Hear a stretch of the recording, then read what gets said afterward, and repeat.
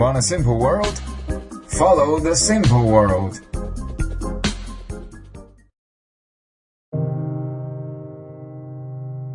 In normal circumstances, springtime in April is the most beautiful time in a year.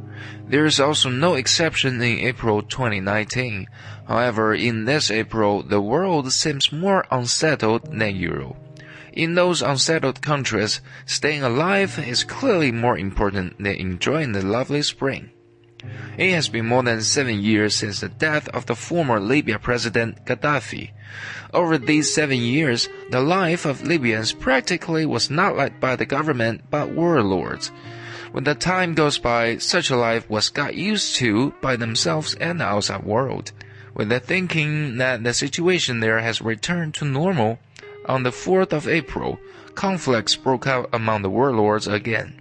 The Libyan National Army stationed in the suburbs was mobilized to the capital, Tripoli, intending to overthrow the current government of national accord and unify the country. No matter for the offensive or the defensive, they all concerned about their image left to the people. So they fight cautiously. No innocent people shall be shot, no innocent home shall be destroyed, which makes the battle somewhat civilized. No wonder that it didn't attract much attention, even though the battle has been going on.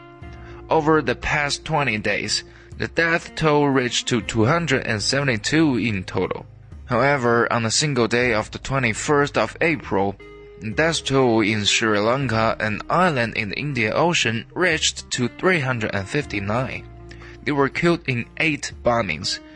If the 8 bombs were used in the Libyan battlefields, the scale of damage would be much smaller. But it's totally different at places such as hotels and churches, where the total casualties in one day exceeded what happened in Libya over 20 days. Comes this weekend, we can still head out to enjoy the best springtime of this year, but hundreds of people will never have such an opportunity. What kind of country is it for Sri Lanka?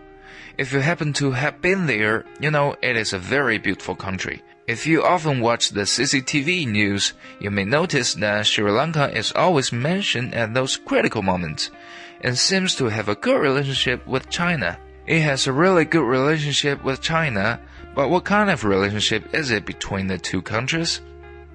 Sri Lanka is located next to India's southeastern corner, divided by the seawater from the Indian subcontinent. The seawater is not only narrow but shallow between the two countries, which dooms that Sri Lanka is not unconnected with India.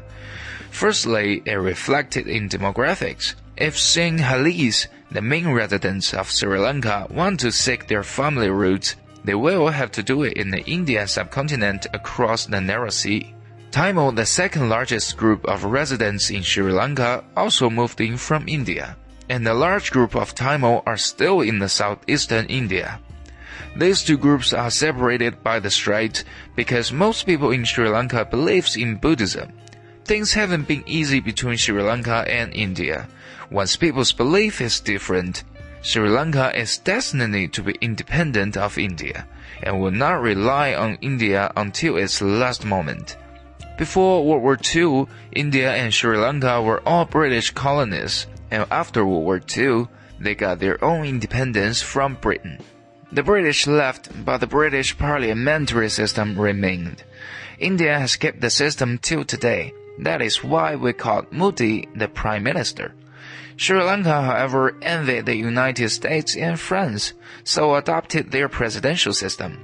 After the bombings this time, Sirisena, the president of Sri Lanka, finally got some exposure in the world news. He announced in anger that he would dismiss all the officials who failed their duties and punish them severely. According to the Law of Universal Gravitation, any small state neighboring a great power have to rely on the great power. It could be due to resources or markets or security concerns. Take the relationships between Mongolia, Japan, South Korea, and China, for example. It is easy to understand this reliance. If a small state has no special power, it is easy to get bullied, controlled by its great neighbor, or even get annexed. When talking bullying and controlling neighbor, India has a bad reputation. Encouraged and supported by India, Bangladesh sought their independence from Pakistan. For Nepal and Bhutan, which are to the north of India, both have their domestic and foreign affairs severely controlled by India. There used to be a small country between Nepal and Bhutan, and was annexed as a state of India in 1975, and that country was called as Sikkim.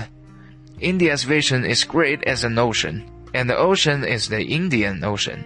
According to the plan of Indians, Sri Lanka should one day become one of its states. It felt it is acceptable to keep Sri Lanka under its protection, just like Nepal and Bhutan. Of course, India tried, but could not achieve what it expected. That is not achievable now, nor in the future, because Sri Lanka has something special. A great majority of Sri Lanka believe in Buddhism, which distances themselves from India, with zero intimacy from a religious perspective. Staying with its own conviction is the key to maintain independence. Similarly, when it comes to Bangladesh, it was surrounded by India on three sides, yet it still holds its solid independence, also due to their belief in Islam, which is even more unshakable than Buddhism. Though Bangladesh tinkles his coins, India knows Bengalese won't yield to them. However, religion is not the reason why Sri Lanka excels others. What makes it special is its strategic location. If it's surrounded at inland by India like Bhutan or Nepal, then tourism value is all it possesses. If overlooking the Indian Ocean, you'll find Sri Lanka is a real center of the ocean.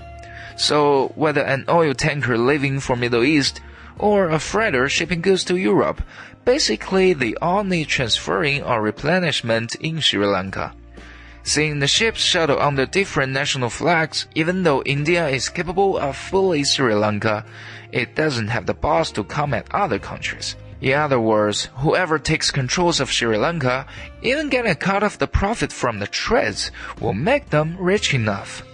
That's why Britain, the former colonizer of Sri Lanka, kept colonizing it for a long time when starting to sell its colonies at a loss. After Britain's decline, the US started to cast eyes on Sri Lanka, and later on China's aids also kept arriving. With outside support from the powerful nations and inside specialties, India gets no chance to conquer Sri Lanka's territory. China's support for Sri Lanka is part of its big plan. Not just to ensure the merchant ships having a port of call, though this is also an important reason. Sri Lanka is very important to China because of India. For China, India is a real threat, and the threat does not come from India itself, as India is not strong enough, but from India's so-called allies. India buys weapons from Russians on one hand and from America on the other hand. In other words, both Russia and US are trying to arm India. The US and Russia are two countries that intend to confront each other forever, but they have tacitly reached an agreement on bonding with India. Actually, everybody knows what they want. To break the ice, China needs to make some friends next to India that are in bad relationship with India and better are under pressure of India. Thank goodness China made it, and even three at a time. India shares borders with Pakistan in the west, Myanmar in the east, and Sri Lanka in the south. No matter how chaotic the three countries are, China has been supporting their governments all the time, and never aid to the conflicts out of the difference on their social systems. The three countries perfectly form a stable triangle that encircles India. Being aware of this, Indians may feel nervous. This triangle cannot function without any of these three countries, especially Sri Lanka. Since this small island is so important, next time when you hear about any aid to it or debt relief for it, don't get too annoyed. These are the money that we should spend. Possibly we can get some rewards from it. Otherwise, we may pay more in future. But why is Sri Lanka willing to play this role? Probably it is aware that our country is the only one that can effectively stand against India. Moreover, the relationship between China and India is really not good. Besides, our country is far from Sri Lanka, so there will be no threat to its territory. Furthermore, for many years, China has a clean record of occupying other nations' territory, much cleaner than Russia, US, and EU countries. If you usually watch news broadcasts on CCTV and happen to hear about Sri Lanka, you should find that Sri Lanka often shows up with the phrase of Belt and Road. As a stronghold of Belt and Road, China has invested in several ports there. Every year, the Chinese people who traveled in Sri Lanka also greatly contributed to the foreign currency incomes of this country. If we don't explain clearly the importance of this small island to China, you may not have much feeling about what happened to it the other day. But having read all the above, some of you may have sympathy for it, even have the urge to donate. So, let's move on to see the bomb explosions in Sri Lanka. Based on what has been released publicly, this case was executed by Muslim extremists in Sri Lanka. Another violence caused by religion conflicts. Less than 10% of people are of the Islamic faith in Sri Lanka, so Muslim is a minority there. There is a typical symptom for Muslims. They might do some damage when they were minorities, would seek independence when they were majorities, and love to rule when they were overwhelming. Prior to committing this serious crime, the Muslims in Sri Lanka have done quite a lot of damage. The local Buddha and temples were damaged more than once, but they can only be classified as public security affairs at most, and no severe punishment could be inflicted to them. India has once arrested a tourist who confessed to having undertaken training tasks in Sri Lanka. India informed Sri Lanka of this at the beginning of April, but Sri Lanka did not pay much attention to it, obviously. Otherwise, security would be enhanced during the holidays. With the bankruptcy of ISIS, its last employees began to flow outward, seeking for re-employment or a second business venture. In this process, the weaker countries are prone to being targeted, especially for those restless social organizations in their country.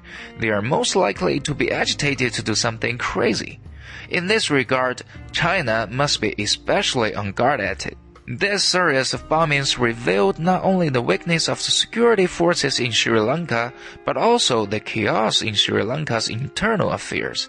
As the saying goes, it is better to help timely rather than bring bonus. Maybe China can seize this opportunity to do something to further consolidate the crucial relationship with Sri Lanka.